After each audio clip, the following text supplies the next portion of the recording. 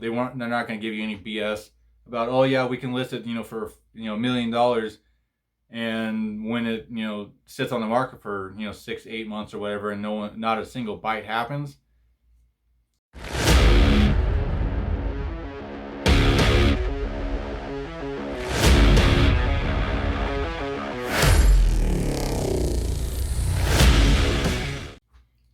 So you've been trying to find a real estate agent to get your property sold, but for whatever reason, you just can't seem to get your property sold no matter what.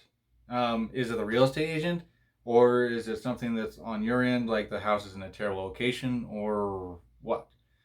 Anyway, I'm John Cann. I'm the owner of MD Property Solutions LLC. In this video, I'm going to be showing you how to find a really good real estate agent right here in the Reno area. So if you've been trying to sell your house or trying to buy a property, and every agent that you've worked with just is dropping the ball, or they're not filling up, working with you and fulfilling your expectations, or even accomplishing any of your goals, it might be time to let them go and see if you can't find another one. But anyway, like I said, I'm going to be showing you exactly how to do that in this video. But before I get started, please subscribe to the channel if you haven't already.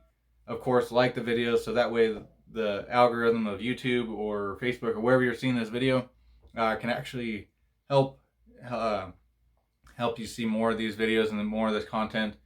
And of course, if you have someone that's wanting to sell their house, or looking for an agent or something like that, share this video with them, because it might be able to help them out with finding a really good real estate agent, especially in this current market right now. There's just a ton of agents, and you don't know which one's good, which one to go with and which one not to go with. All right, so I believe that's all the introduction that's needed.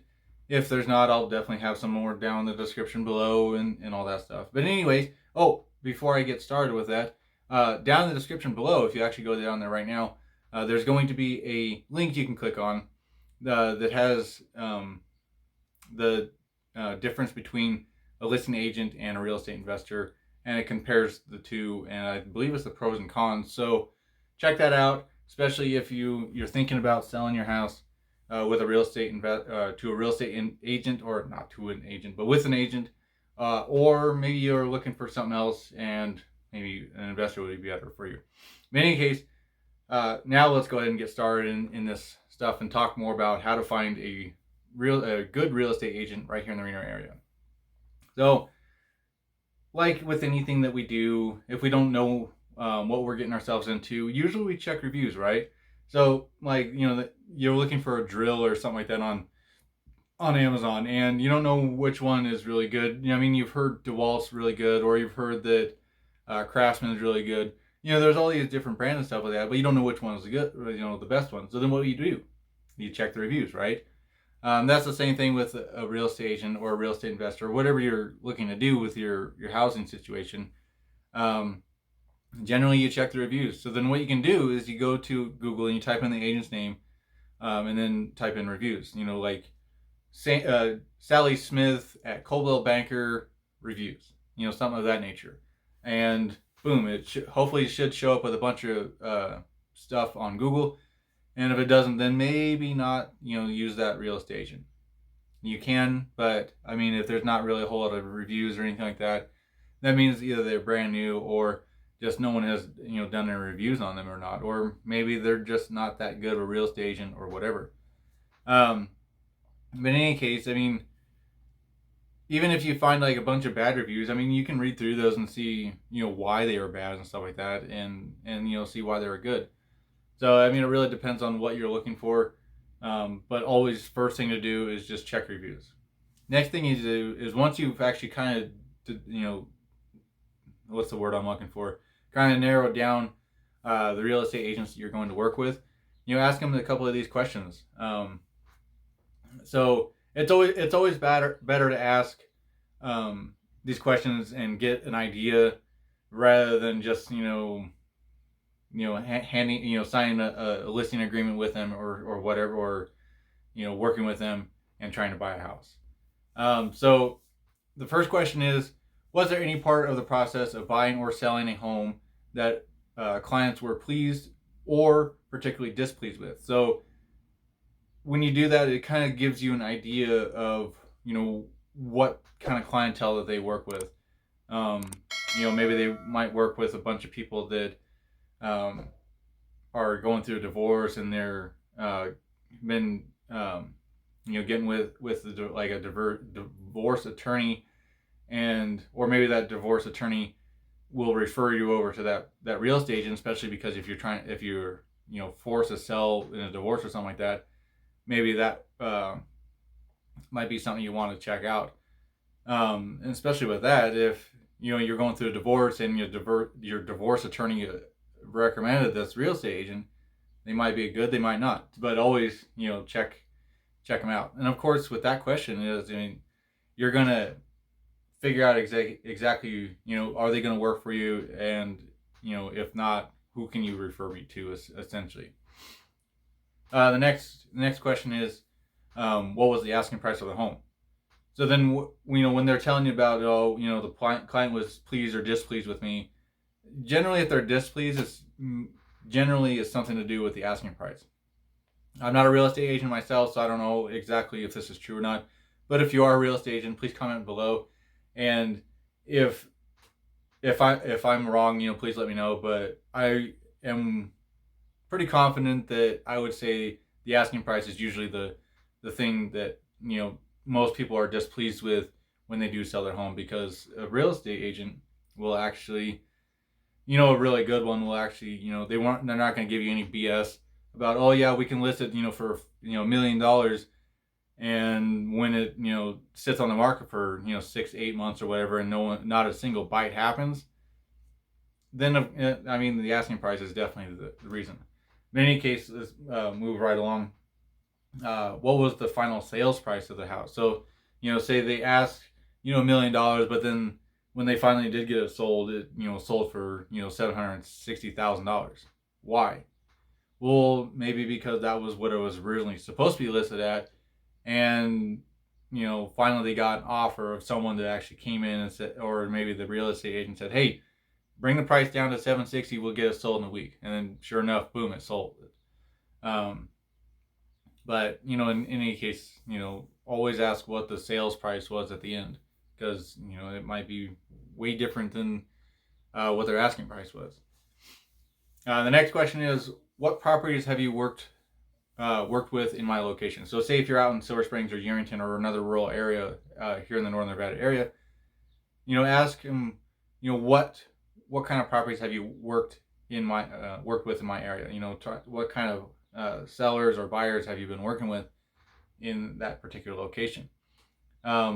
Because chances are, you're going to have someone that's coming out of Reno or Carson City or something like that may or may not be experienced in the area, or they've lived in Reno or the Carson City all their life, and they've never been to any of the outside areas like Fernley or Silver Springs or anything like that.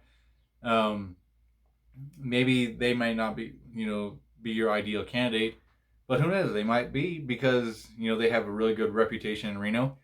Maybe they might know some people out in the rural areas that are willing to sell their house or buy a house or whatever. That's just a thing. The next question is, what about similar sized properties? So if you have a 3-bedroom, 2-bath house out in the middle of nowhere, you might be, asking, have you ever worked with a property, similar to mine or something like that? And generally, if it's a really good real estate agent, they'll be able to answer all your questions for you, no problem. And in fact, they might be able to embellish a little bit and give you some more supplemental information about anything you need to know. Of course, it's always better to ask more questions than absolutely need, because sometimes you have a question, and you might forget it, and then 2 days later or whatever, you finally do remember it, and then you can ask them then. But it's always better to ask more questions and then get more information than absolutely needed sometimes. The next thing is to check the agent's credentials. Generally, here in Nevada, you have to be a licensed real estate agent to sell any properties and stuff like that. Like what real estate agents do is, yeah, you have to be licensed to do that. But like if you're a real estate investor or something like that, you don't need to be licensed, because like what I do is I actually just buy houses fix them up, and then flip them. That's what I do. Or if say I were like a real estate agent or whatever, I would definitely have to get my real estate license to do so. But when checking credentials and stuff like that, I mean, you can always ask more questions, such as how many inquiries have you had or how many inquiries have been made about my home. Say if you do have a listing up right now, then you can definitely ask them that. Or how many of and then the next question is, how many of these inquiries came from people likely to make a purchase, not just window shoppers or tire kickers or whatever you want to call them. Usually you can ask this like right after an open house or something like that. These are probably the best questions to ask right after an open house. Sometimes they're not, sometimes they are. But in any case, like I said, a good agent will be able to answer these questions. If they're not that good of an agent, they may or may not be able to answer these questions. And who knows? I mean, I don't know. It might be if they can't answer the questions, then maybe it might not be good to go with this agent or anything like that. Then the next question is, what other properties in the neighborhood are for sale, and what is their asking price for these homes? So like on your street or in your neighborhood or whatever, there might be 3 or 4 houses for sale or whatever. Now, I mean, you can always ask, what are the asking prices of these homes, and hopefully a really good agent will be able to tell you, all this information. They might, need to bring up on their phone or laptop or something like that, and give you the information. Or if they tell you, like I don't know, then I mean they might not know the answer right there, but maybe they might be able to get you the answer later, but they might not. I don't know. Your best bet is if they say I don't know and they never get back to you, I wouldn't work with them. I would much rather work with someone that doesn't know and in fact is going to actually go get the answer, rather than someone that just doesn't know or just blows smoke. That's my personal opinion, but I can't speak for everyone.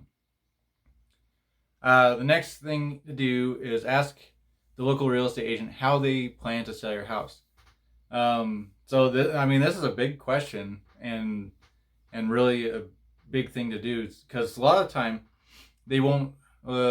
If you ever bought or sold a house here recently, or even in the past year or 10 years or whatever, some agents, if you ask them that question, they might say, oh yeah, what I'm going to do is I'm just going to list it on the MLS. And then what else are you going to do? Well, that's about all I'm going to do. Okay, well, I mean, if that's the case, then I mean, that might not be the agent for you.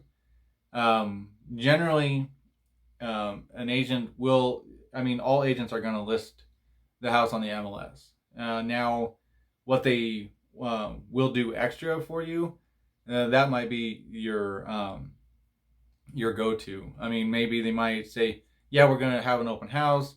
Yeah, we're going to market it everywhere. We're going to put it in the newspaper. We're going to put it on Craigslist. We're going to do everything we can to get, this house as many eyes as possible to in front of people and stuff like that.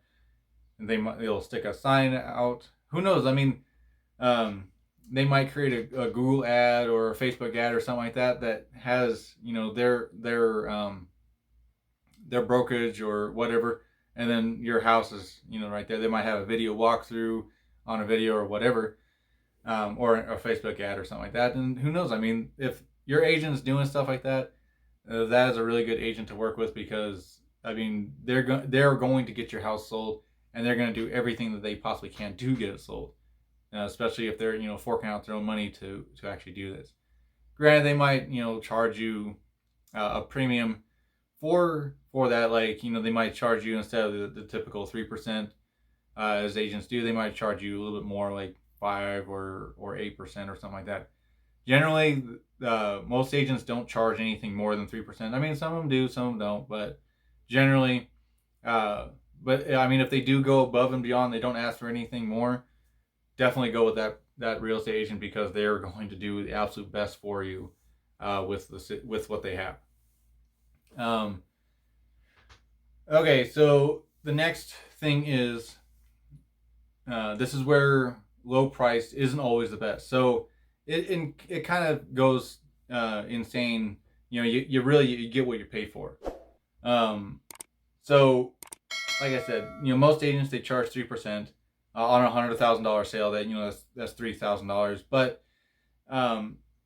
sometimes agents will still only charge the 3%, but they also might include a bunch of other stuff, that they're going to give away for free, essentially, to help you with getting your house sold. Some of the best real estate agents in the Reno area have great marketing systems and are able to sell homes faster for higher prices. So even if you find someone to sell their house at 1.5% at a 1.5% fee, look long and hard at whether you're saving money in the long term. Because I mean, if you really think about it, someone that's only going to charge you 1.5% of a fee to sell your house, they may only just be doing the absolute bare minimum. As they might come through, they may not even speak to you. They'll come in, take some pictures, list your property on MLS, and then be done. You won't hear from them, at all for the entire time that your house is sitting on the market. And sometimes it might not sell at all, and you might be wondering, well, what the heck is going on? So it really all boils down to is you get what you pay for with that. So, but not necessarily with that. I mean, there are some brand new real estate agents and stuff like that. They're absolutely killing it out there. They're going above and beyond, and they're charging really low fees and stuff like that, to get your house sold. But I mean, it all kind of boils down to is like I said, you get what you pay for. Sometimes you get really good service, sometimes you get really terrible service. Even at a higher price, you might get terrible service and stuff like that. But so that's it for this video. Those are the things to help you find a really good agent. Hopefully this video helped you. However, if you just want to completely avoid all the agents and stuff like that, and you've already read through the document below on the pros and cons of a real estate investor versus a real estate agent, and you decide maybe a real estate agent is better for you, feel free to give me a call at any time. My phone number is 775-391-5236. Or you can head over to my website at nvpropertysolutions.com. There you can go ahead and get started on a no obligation cash offer. And you can even poke around in there and see if maybe we might be a right fit for you. Or maybe if, just get an idea of maybe if a cash buyer is right for you, whether it's us or another buyer right here in the Reno area. Anyway, like I said, that's it for this video. I will see you guys in the next video. Until then, stay safe and take care.